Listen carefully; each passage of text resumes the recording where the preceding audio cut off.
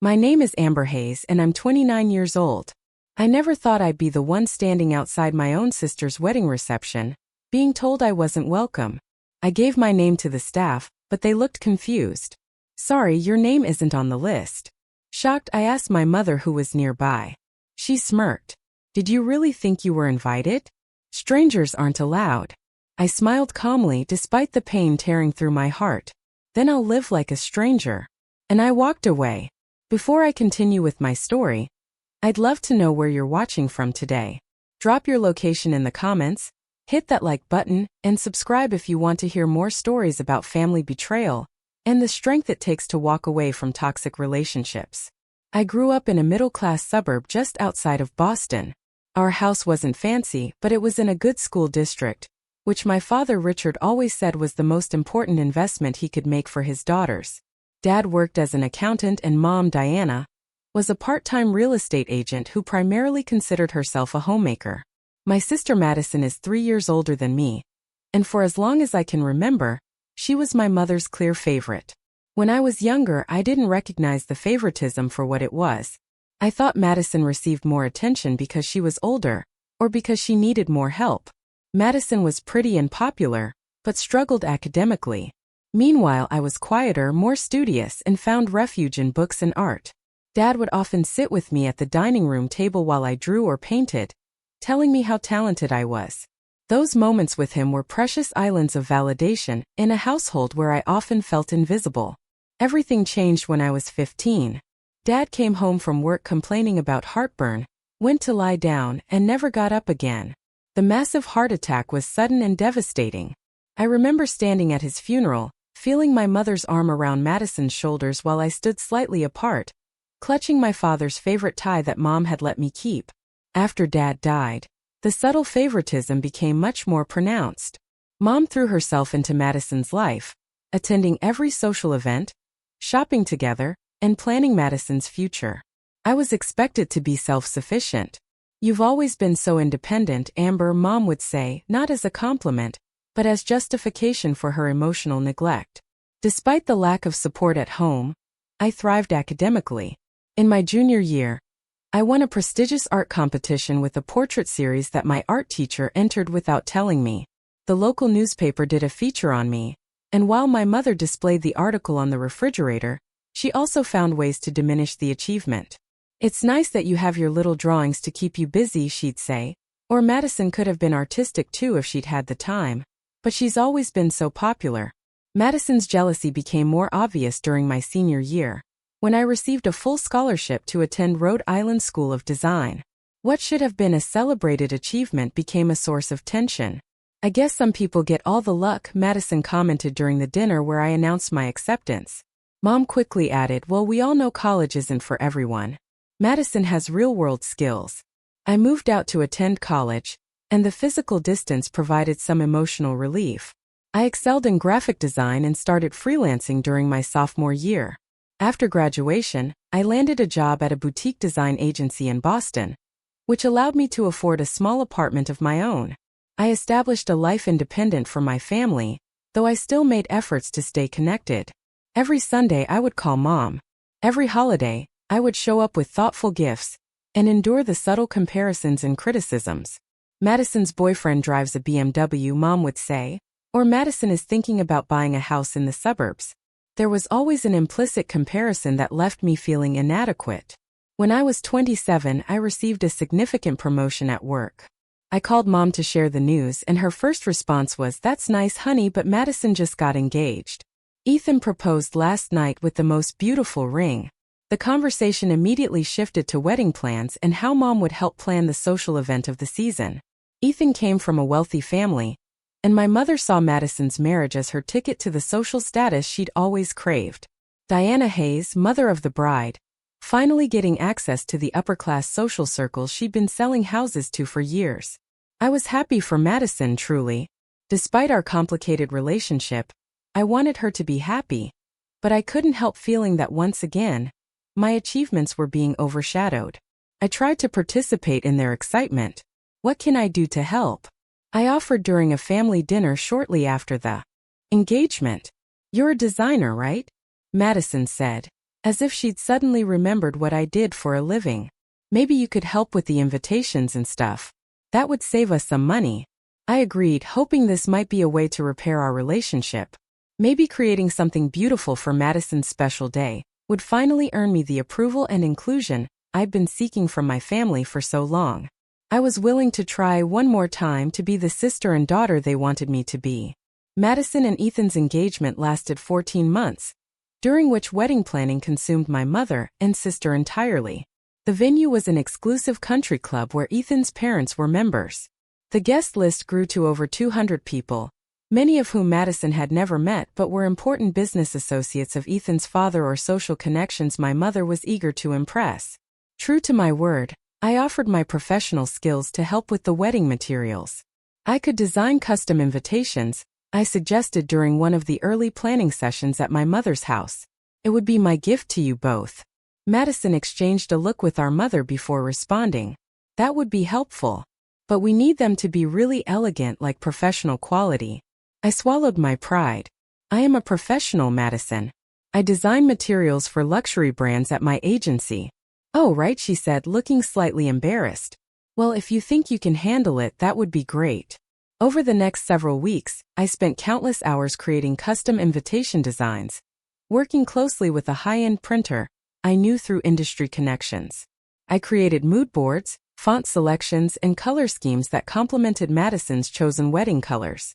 I even hand-illustrated delicate floral borders that would become a motif throughout all the wedding materials. The invitations were just the beginning. Soon I was designing programs, place cards, menus, thank you cards, and even custom monogrammed cocktail napkins. What had started as one gift quickly expanded into providing thousands of dollars worth of professional design services for free. Could you make the font a little more? I don't know, fancy, Madison would say, or Mom thinks the border should be gold, not silver. I made every requested change without complaint, seeing each revision as an opportunity to finally earn their approval. 3 months before the wedding, I was browsing the wedding website I had created when I noticed something odd. Under the family section, Madison was listed with my mother and Ethan's family, but my name was nowhere to be found. I told myself it must be an oversight. The next day, I casually mentioned it to Madison over the phone. Hey, I noticed my name isn't on the family section of the website. Oh, weird, she said, sounding distracted. I'll fix that. Probably just an oversight when we were giving the information to you. Weeks passed, and despite sending updated information for various aspects of the website, my name remained absent from the family section. Meanwhile, I still hadn't received an actual invitation. I assumed I wouldn't need one since I was so involved in creating them, but as the RSVPs started coming in, a knot of anxiety formed in my stomach. Mom, I said during a call in which she was excitedly telling me about Madison's final dress fitting, I never actually received my invitation. I know it sounds silly since I designed them, but I'd like to have one as a keepsake. There was a pause on the line. Oh, Madison is handling the guest list. I'm sure she just assumed you knew you were invited since you're helping so much. That explanation made sense, so I let it go, but when I mentioned it to Madison, she was equally vague. You don't need an invitation, Amber. Your family, technically. The technically stung, but I pushed the feeling aside. I was determined to be supportive and not create any drama before the wedding. Perhaps this was just wedding stress, making them both act strangely. 6 weeks before the wedding, I spent an entire weekend designing and printing the seating charts and place cards based on the information Madison had provided. When I finished and reviewed everything, I realized my name wasn't on any of the tables. I double-checked all the family tables, thinking there must be a mistake, but I wasn't listed anywhere. I called Madison immediately. I don't see my name on any of the seating arrangements. Oh, she said, sounding uncomfortable. Well, you'll be busy helping coordinate things, right? I figured you wouldn't have time to sit and eat. Madison, I'm not the wedding coordinator. You have Vanessa for that. I've just been helping with the design elements. Right, well, I'll figure something out. Maybe you can sit with some of my college friends or something. Despite these warning signs, I continued to pour my heart into helping prepare for the wedding. I spent money I couldn't really afford on a beautiful emerald green dress. That complemented the wedding colors without matching the bridesmaids. I searched for the perfect wedding gift, eventually finding a vintage silver frame that I had custom engraved with their names and wedding date, planning to add a wedding photo later. The night before the wedding, I couldn't sleep. I was excited for my sister, but also increasingly anxious about my place in this event and in my family. I tried on my dress one last time, did a practice run of my hair and makeup, and carefully packed everything I would need for the next day. I wanted everything to be perfect. I wanted finally to be enough. The morning of the wedding, I woke early and made myself a strong cup of coffee. I texted Madison a simple "Good morning, big day, love you" message which received no response. I tried not to read too much into it. She was the bride after all, and probably overwhelmed with preparations. As I drove to the country club, I allowed myself to hope that this day might mark a new beginning for our family. Maybe seeing all my hard work come together would help Mom and Madison appreciate me. Maybe being part of this important occasion would finally make me feel like I belonged. I had no idea that the day would instead mark an ending, the final confirmation that in my family's eyes, I would always be an outsider. I arrived at the country club 3 hours before the ceremony was scheduled to begin. The parking lot was already buzzing with activity, florists unloading arrangements, catering staff setting up, photographers testing lighting. I gathered my bag containing the emergency kit I'd prepared, extra copies of programs, place cards, super glue for any last-minute fixes, and headed inside. The grand entrance hall of the country club was breathtaking, with marble floors and a sweeping staircase. I approached a woman with a clipboard who appeared to be in charge. "Hi, I'm Amber Hayes, the bride's sister.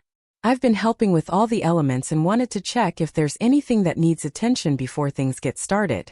The woman, Vanessa according to her name tag, looked at me with slight confusion. "Oh, you're the designer? I thought you were just handling things remotely. Madison didn't mention you'd be here for setup." "I'm her sister," I repeated, feeling the first twinge of unease. "Right," Vanessa said, checking something on her clipboard. "Well, everything's under control with the printed materials. The mother of the bride is upstairs with the bridal party if you need to speak with them." Mother of the bride. Not my mother, though she was. Just the mother of the bride, as if I had no connection to her. I made my way upstairs to the suite where Madison and the bridesmaids were getting ready. Through the door I could hear laughter and music. I knocked and the door was opened by one of Madison's friends from college whom I'd met a few times. "Oh," she said, clearly surprised to see me. "Amber, right?" "Yes," I said, forcing a smile. "I just wanted to see if Madison needs anything." Before she could respond, my mother appeared at the door. "Amber, what are you doing here so early?" "I came to help," I said. "Make sure all the materials are set up correctly." Mom glanced over her shoulder, then stepped into the hallway, partially closing the door behind her. "Everything's under control. Madison is very busy right now with her bridesmaids. Can I just say hello? I won't stay long." Mom sighed. "She's very stressed. Amber, today needs to be perfect. Maybe you can make yourself useful downstairs? Check on the table arrangements or something." I nodded, swallowing the hurt. "Sure, I'll do that." As I turned to leave, I heard Madison's voice from inside the room. "Is she gone? I don't need any drama today." I pretended not to hear and walked away, telling myself that pre-wedding nerves were making everyone act strangely. I headed to the reception hall to check on the setup. The ballroom was stunning, with round tables elegantly set with fine china and crystal. My designs were everywhere, from the programs placed on ceremony chairs to the menus at each place setting, the monogrammed cocktail napkins at the bar, and the large seating chart display near the entrance. I felt a small surge of pride seeing my work come to life so beautifully. As I was admiring the centerpieces, I overheard 2 staff members talking nearby. The mother of the bride was very specific about the guest list, one said quietly. She said they've had to be careful about keeping certain people away from the important guests. "Rich people drama," the other replied with a laugh. I moved away, telling myself they couldn't possibly be referring to me. Yet the knot in my stomach tightened. The hours passed quickly as guests began to arrive for the ceremony. I slipped into the garden where chairs had been arranged, taking a seat in the back row. No one acknowledged me or asked why I wasn't with the family. The ceremony was beautiful, with Madison looking radiant in her designer gown as she walked down the aisle on our mother's arm. I noticed Mom crying happy tears, something I'd never seen her do for any of my achievements. After the ceremony, guests were directed to a cocktail hour on the terrace while the wedding party took photos. I stood alone, watching from a distance as Madison, Ethan, my mother, and Ethan's family posed for picture after picture. No one called me over to join them. When it was time for the reception, guests began lining up at the entrance to the ballroom where staff were checking names against the guest list. I joined the line, rehearsing in my head how I would laugh off the obvious oversight when I explained I was the bride's sister. When my turn came, I smiled at the young man with the tablet. Amber Hayes. He scrolled through his list, then scrolled again, looking increasingly uncomfortable. I'm sorry, I don't see that name. There must be a mistake, I said, maintaining my smile. I'm Madison Hayes' sister. Well, she's Madison Reynolds now, I suppose. He checked again. I'm really sorry, ma'am. Your name isn't on the list. I need to check with the coordinator. He waved over Vanessa, who looked annoyed at being interrupted. They had a whispered conversation with occasional glances in my direction. Vanessa approached me with a tight smile. There seems to be some confusion. Your name isn't on the approved guest list. That's impossible, I said, feeling heat rise to my face. I'm the bride's sister. I designed all the materials for the wedding. Yes, we're grateful for your design work, Vanessa said carefully. But I can only admit guests who are on the list approved by the bride and mother of the bride. I saw my mother approaching from inside the ballroom, likely alerted by the commotion. What's going on here, she asked, her voice controlled but with an edge of irritation. Mom, they're saying I'm not on the guest list, I explained, certain she would clear things up immediately.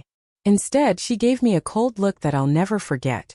Did you really think you were invited? Strangers aren't allowed. The words hit me like a physical blow. Strangers? Mom, I'm your daughter, Madison's sister. You haven't been part of this family in any meaningful way for years. Amber, she said quietly, so the nearby guests couldn't hear. You've always chosen to keep yourself separate. Madison wanted her special day to be perfect, with no awkwardness or tension. Surely you can understand that. I stood there utterly stunned. All those months of work on the materials, the thoughtful gift, the expensive dress I was wearing, all based on the assumption that I was actually invited to celebrate my own sister's wedding. In that moment, something broke inside me but also clarified. Years of subtle exclusion suddenly made perfect sense. I wasn't just less favored. I was unwanted. I looked my mother directly in the eyes and said with remarkable calm, "Then I'll live like a stranger." I turned and walked away, head held high, even as my world collapsed around me.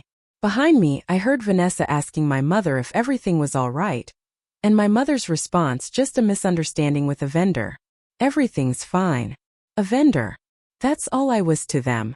Someone to provide a service and then disappear. As I walked through the grand entrance hall toward the exit, I caught a glimpse of myself in a large ornate mirror. I was still Amber Hayes, still standing, still breathing, despite having just been shattered into 1,000 pieces. I straightened my shoulders and continued walking, each step taking me further from the family that had never truly been mine. The country club's massive oak doors closed behind me with a heavy thud that seemed to punctuate the finality of what had just happened. I stood on the wide stone steps, suddenly very aware of the ridiculous green heels I'd spent too much money on. They were already starting to pinch my feet and I had nowhere to go.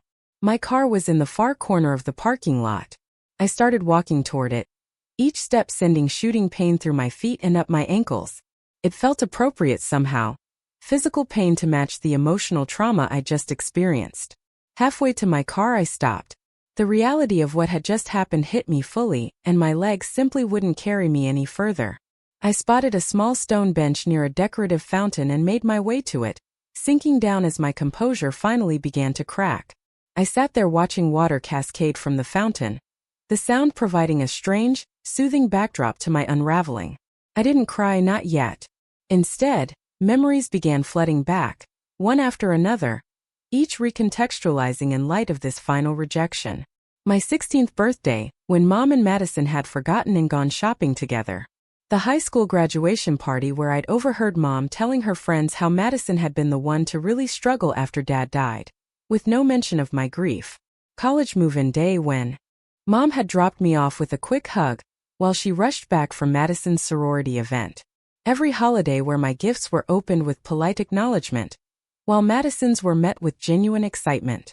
These weren't isolated incidents. They were part of a pattern so consistent that I had normalized it, made excuses for it, blamed myself for it. But sitting on that bench in my expensive dress and painful shoes, I couldn't deny the truth any longer. I had never been wanted. I pulled out my phone and called the one person I knew would come without question. Stephanie? It's Amber. I need you. Stephanie Lewis had been my roommate in college and remained my closest friend. She lived about 30 minutes from the country club, and I knew she'd been surprised when I told her I wasn't allowed to bring a +1 to the wedding. What's wrong? You sound strange, she said immediately. They didn't invite me, I said, my voice finally breaking. I'm sitting outside. They wouldn't let me in. What? That's impossible. You're the bride's sister. Apparently that doesn't matter. Can you come get me? I don't think I should drive right now. I'm already putting on my shoes. Stay put. While waiting for Stephanie, I sat perfectly still, afraid that any movement might cause me to completely fall apart. A few guests arrived late, giving me curious glances as they hurried past. I wondered what they saw. A woman in formal attire sitting alone by a fountain, staring into space. Did I look as hollowed out as I felt? When Stephanie's blue Honda pulled up 28 minutes later, I rose mechanically and walked toward it. She jumped out and met me halfway, pulling me into a fierce hug. Those absolute monsters, she whispered into my hair. I never liked your mother, but this is a new low even for her. In the safety of Stephanie's car, the tears finally came. They weren't delicate, dignified tears, but ugly, violent sobs that seemed to tear themselves from my chest. Stephanie handed me tissues and drove in silence, occasionally reaching over to squeeze my hand. I designed everything. I choked out between sobs. The invitations, the programs, the place cards, everything they're using in there has my work on it, but I wasn't good enough to attend. This isn't about you not being good enough, Stephanie said firmly. This is about them being terrible people. You hear me? Terrible people. We arrived at Stephanie's apartment and she helped me inside. In her spare bedroom, I changed out of my green dress, carefully hanging it up though I knew I'd never wear it again. Stephanie lent me sweatpants and a t-shirt, then made tea while I washed the makeup from my tear-stained face. Check your phone, she called from the kitchen. I bet people are wondering where you are. I hadn't looked at my phone since calling Stephanie. Now I saw several notifications. There were new posts on Madison's wedding, #photos of the ceremony, the first dance, the cake cutting. My designs were visible in many of the shots, but I was nowhere to be seen. There were also text messages, not from my mother or Madison, but from distant relatives. Great seeing everyone except you today. Missed you at the wedding. Where were you hiding during the reception? Wanted to say hello. Didn't see you at Madison's wedding. Everything okay? And then a message from my mother. Your behavior was completely unacceptable. You've embarrassed the entire family. We'll discuss this after the honeymoon. My behavior. As if I had done something wrong by simply existing, by expecting to be treated like a member of the family. What does it say? Stephanie asked, returning with 2 mugs of tea. I showed her my mother's message, and her face hardened. Block her, she said. Block both of them, at least for now. I can't just. You can. You should. They don't get to hurt you like this and then dictate the terms of your response. I stared at my phone, my finger hovering over the block button. My entire life had been spent trying to earn love and acceptance from my family. Could I really cut them off so easily? They already cut you off. Amber, Stephanie said gently, reading my thoughts. You're just acknowledging what they've already done. I blocked them both, then turned off my phone entirely. The silence felt both terrifying and liberating.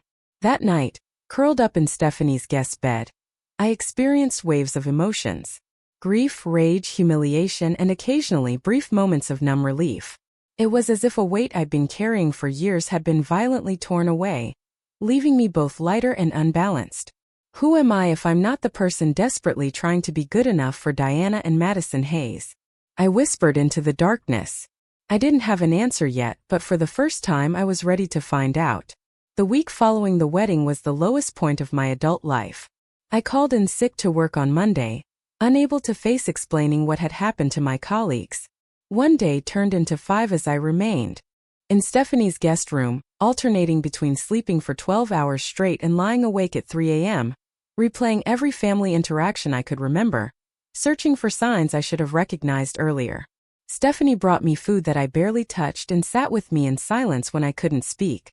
She handled practical matters too, driving to my apartment to get clothes and my laptop, calling my boss to explain I had a family emergency, a phrase that now seemed bitterly ironic, and screening calls from concerned friends. On Wednesday, I turned my phone back on and was immediately flooded with notifications. There were more messages from relatives, a few concerned texts from coworkers, and multiple missed calls from my mother. There was nothing from Madison. I listened to one voicemail from my mother. "Amber, this childish behavior needs to stop. You're making a scene over nothing. Call me back immediately." Over nothing. Being publicly rejected and humiliated by my only family was nothing to her. I deleted the message and all the others without listening to them. Then I opened social media, immediately regretting it when I saw my feed dominated by wedding photos. In one image, my mother stood between Madison and Ethan, beaming with pride. The caption read, "Our perfect little family on this special day. Our perfect little family." A family that very explicitly did not include me. I closed the apps and put my phone away, sinking further into depression. The question that kept circling in my mind was, what had I done to deserve this? What fatal flaw did I possess that made me so unlovable to the people who should have loved me most? By Friday, Stephanie had had enough of watching me spiral. She marched into the guest room, opened the blinds, and sat on the edge of the bed. "Get up," she said, not unkindly. "Shower. Get dressed. We're going out." "I can't," I mumbled, pulling the blanket over my head. She yanked it back down. "You can, and you will. You're going to see a therapist today." I called Dear Rivera. "She had a cancellation and can see you at 2. "A therapist? Steph, I don't need." "Yes, you do," she interrupted. "This isn't normal sadness, Amber. This is trauma. You need professional help. Not just me bringing you soup and letting you hide from the world." I wanted to argue, but I didn't have the energy. And deep down I knew she was right. This pain went beyond ordinary family disagreements or disappointments. This was about a lifetime of conditional love and systematic exclusion that had culminated in the most public rejection possible. Dear Rivera's office was warm and surprisingly non-clinical, with comfortable chairs and soft lighting. The therapist herself was a woman in her 50s with kind eyes and a direct manner that somehow put me at ease. "Tell me why you're here, Amber," she said after initial introductions. I took a deep breath and told her everything, not just about the wedding, but about the years of subtle favoritism, the constant seeking of approval, the way I had built my entire identity around trying to be good enough for people who would never see me that way. "What you're describing sounds like a family dynamic with narcissistic patterns, Dr. Rivera said when I finished. Your mother appears to have cast Madison in the role of the golden child, and you as the scapegoat. These aren't conscious choices on her part, but deep-seated patterns that likely stem from her own upbringing and psychological needs. So it's not that I did something wrong?"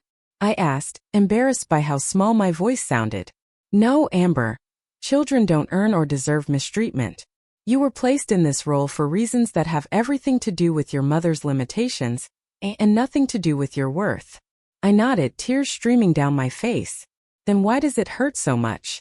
If I know intellectually that it's not my fault, why do I still feel like there must be something fundamentally wrong with me?" "Because you've internalized these messages since childhood. Your brain formed during these experiences, learning that love was conditional, and that you were somehow less deserving than your sister.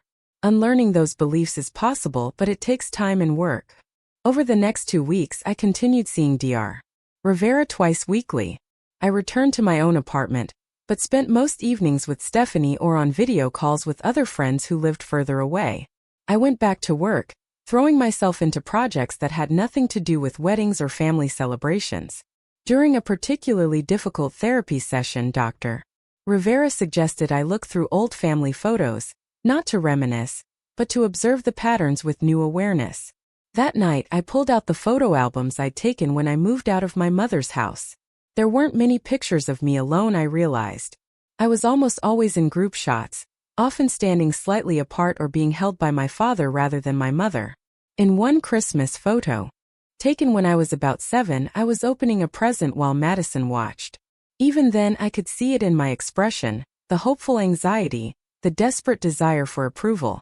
I had been performing my whole life for an audience that had already decided not to applaud. Near the bottom of the box of photos, I found something I'd forgotten. A letter my father had written to me when I won a school art contest in 5th grade. He'd been away on a business trip and couldn't attend the ceremony, but had left this note for me to open afterward. "My dearest Amber," it read. "I'm so sorry I couldn't be there today to see you receive your award. I know how hard you worked on your painting, and I couldn't be prouder of you.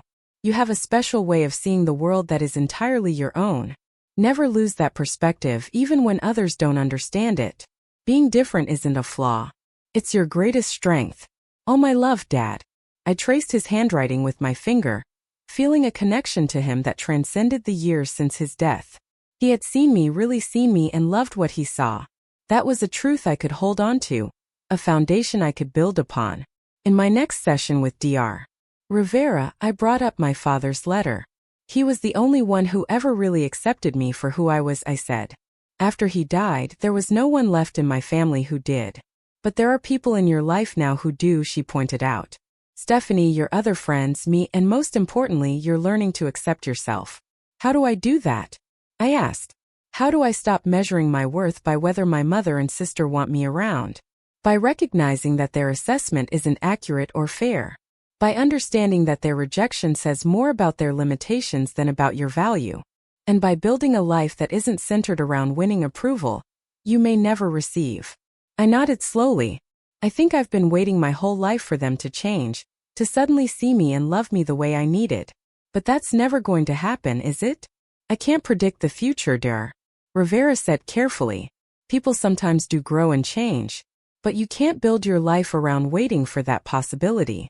You need to live for yourself now." That night, I researched family estrangement and toxic relationships.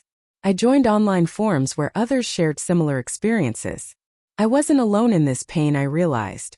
Many people had faced the devastating recognition that their families of origin couldn't or wouldn't provide the love and acceptance they deserved. Reading their stories of grief, healing, and eventually building fulfilling lives gave me hope. Many had created families of choice that provided the support and love their biological families hadn't. Others had established limited, carefully boundaried relationships with toxic relatives. Some had cut ties completely. There wasn't a single right answer, I realized. But what all these stories had in common was a moment of clarity, a point where the person stopped blaming themselves and recognized the dynamic for what it was. My wedding rejection had been my moment of clarity. As painful as it was, it had torn away the veil of denial I'd been hiding behind. I couldn't unsee the truth now, and while that brought grief, it also brought possibility. I wasn't the problem. I never had been. And that meant I didn't need to fix myself to be worthy of love. I already was. 3 weeks after the wedding, I was ready to take more active steps toward healing. Dr. Rivera had helped me develop a self-care routine that included morning journaling, regular exercise, and meditation. These practices weren't magical solutions, but they provided structure and small moments of peace during a time when everything felt chaotic. I returned to work full-time, throwing myself into new projects. My creative director noticed the change in my work, a new boldness and emotional depth that hadn't been there before.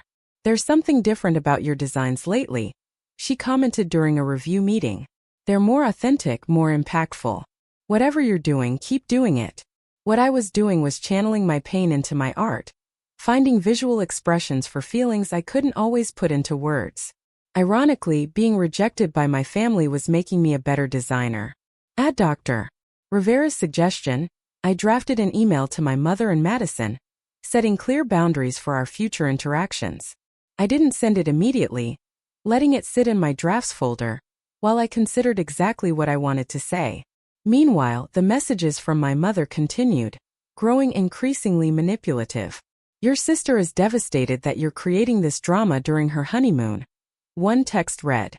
Another said, "I raised you better than this, Amber. This silent treatment is childish and cruel." I showed these messages to Dr. Rivera during a notice how she's flipping the narrative. The therapist pointed out.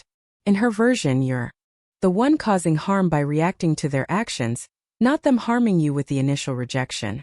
"Classic Darvo," I said, referring to the acronym she taught me: deny, attack, reverse, victim, and offender. "Exactly. And how does reading these messages make you feel?" I considered the question. A month ago, they would have sent me into a spiral of guilt and self-doubt. Now I just feel sad. Sad that she can't take responsibility. Sad that this is the mother I got. That's progress, Doctor. Rivera said with an approving nod. Tremendous progress. After another week of reflection, I finalized my email. Mom and Madison, I'm writing to address what happened at the and to establish clear boundaries going forward. Being deliberately excluded from Madison's wedding after contributing significant time, skill, and emotional energy to the preparations made it painfully clear how you both view me and my place in this family. I need time and space to process this hurt. During this period, I ask that you respect my need for distance. Please do not contact me for at least 3 months. After that time, if I choose to reestablish communication, it will be on different terms than before. I will no longer accept being treated as an afterthought or an inconvenience. I will no longer work to earn love that should be freely given. I deserve better, and I'm finally ready to insist on it. This isn't about punishment or drama. It's about self-preservation and setting healthy boundaries. I hope someday you can understand that. Amber. I sent the email on a Sunday morning, then turned off my phone and went for a long walk in the Boston Public Garden.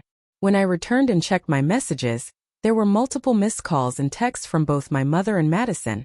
Exactly what I'd expected. Madison's text was brief but cutting. Way to make everything about you as usual. My mother's was longer and hit all the familiar notes. Guilt, obligation, denial, and manipulation.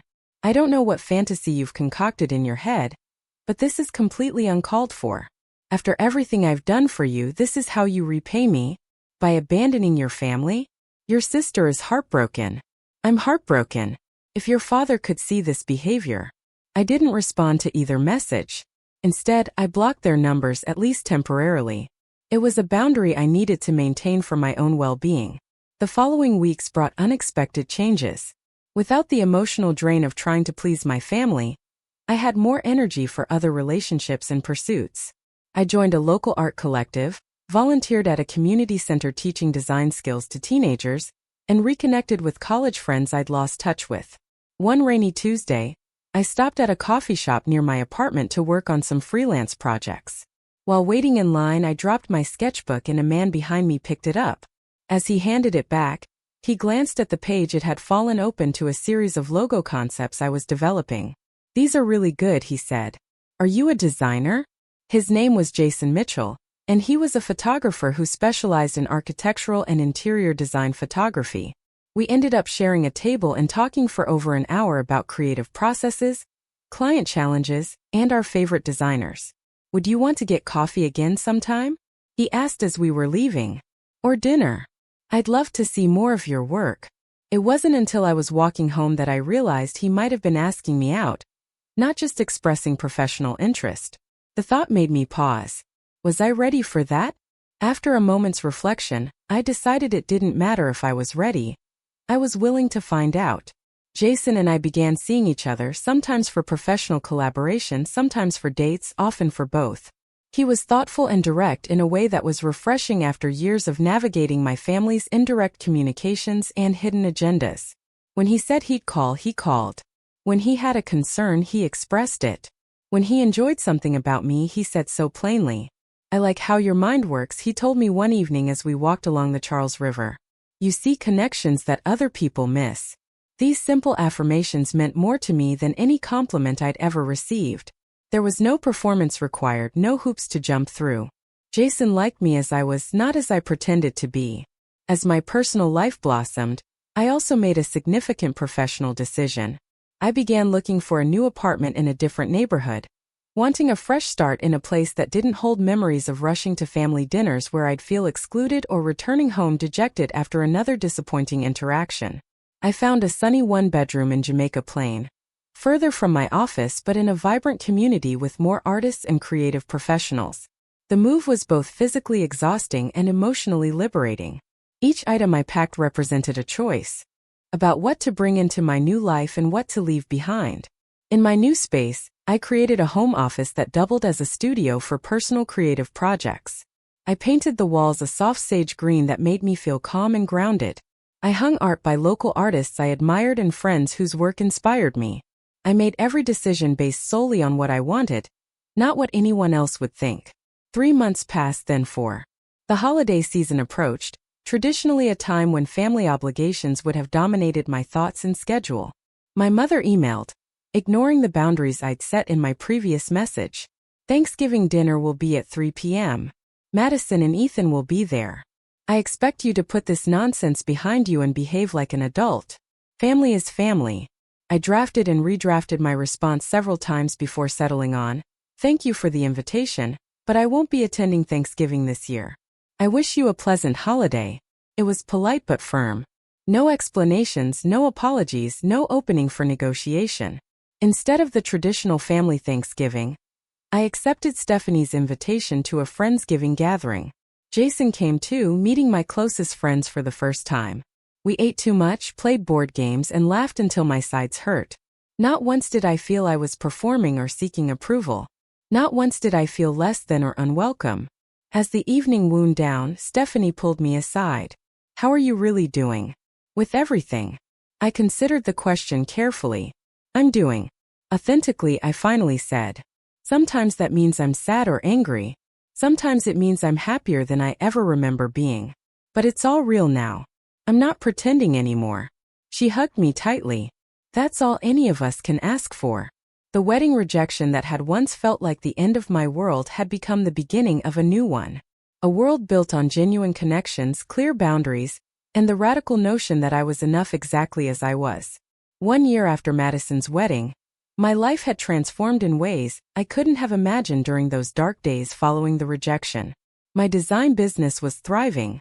I had left the agency to start my own boutique studio specializing in branding for small creative businesses. My relationship with Jason had deepened into something solid and nurturing. My apartment had become a true home filled with art, plants, and frequent gatherings of friends. I still saw Dr. Rivera monthly, now focusing less on crisis management and more on continued growth and occasional navigation of family situations. The work we'd done together had helped me develop what she called an internal validation system, the ability to assess my own worth without relying on external approval, particularly from my family. This new foundation was tested when, 13 months after the wedding, Madison called me out of the blue. I had maintained minimal contact with my family, exchanging briefs, civil emails around holidays and birthdays, but nothing more. Seeing Madison's name on my phone screen sent a jolt of anxiety through me, but it was milder than it would have been before. I answered with a simple, "Hello, Madison." "Amber." Her voice sounded strained. I need to talk to you." "I'm listening," I said, keeping my tone neutral. What followed was unexpected. Madison's perfect marriage was in trouble. Ethan had been working constantly, leaving her alone in their expensive suburban house. My mother had been pressuring them about starting a family, adding tension to an already strained relationship. Madison was miserable and didn't know who to turn to. "Mom just keeps saying I need to be more understanding about Ethan's work hours, that all successful men are busy," she said, her voice breaking. "She says I should be grateful for the lifestyle he provides and stop complaining." I recognized the pattern immediately. Our mother prioritizing status and appearances over genuine emotional needs. For the first time, Madison was experiencing what it felt like to have her feelings dismissed. "That sounds really difficult," I said carefully. "I'm sorry you're going through this. I thought about what you said in that email last year." Madison continued about not accepting being treated as an afterthought, about deserving better. She paused. I didn't get it then. Maybe I'm starting to now. It would have been easy to respond with bitterness or righteous satisfaction. Part of me wanted to say, how does it feel to be on the receiving end for once? But that wouldn't help either of us move forward. Instead, I said, it's never too late to start recognizing your own worth, Madison. We talked for nearly an hour, not as close sisters picking up where we left off, but as two adults cautiously building something new. I listened more than I spoke, offering support without overcommitting. When she asked if we could get coffee sometime, I agreed, but suggested a public cafe rather than either of our homes. After the call, I sat in my window seat watching the autumn leaves swirl in the courtyard below. I felt strangely peaceful. Madison's reaching out didn't erase the past harm, but it suggested the possibility of a different future. Not the idealized family reconciliation I once would have desperately wanted, but perhaps something more honest and ultimately healthier. The coffee meeting with Madison was awkward but civil. We stuck to safe topics mostly: her work as an event coordinator, my new business, neutral childhood memories involving our father. As we were leaving, she hesitantly mentioned Thanksgiving. "Mom's expecting everyone at her house as usual," she said. "Would you consider coming? Ethan and I would be there, and his parents." I had prepared for this question. "I appreciate the invitation, Madison, but I'll be hosting my own Thanksgiving this year with friends. You and Ethan would be welcome to join us if you'd like to try something different." Her surprise was evident. "You're hosting Thanksgiving?" "Yes.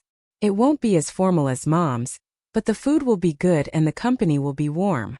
Madison didn't accept my invitation, which didn't surprise me, but the fact that I had extended it on my own terms, from a place of strength rather than need, felt significant. My mother's reaction to hearing about our coffee meeting came in the form of a lengthy email, alternating between statements like, "I'm glad you girls are finally putting this nonsense behind you," and subtle digs like, "I always knew you'd come around eventually when you were ready to be mature about things." In the past, I would have analyzed every word, looking for genuine approval while internalizing the criticism. Now, I simply noted the familiar patterns and responded with a brief, "I'm glad, Madison," and I had a chance to talk as well. "I hope you're doing well."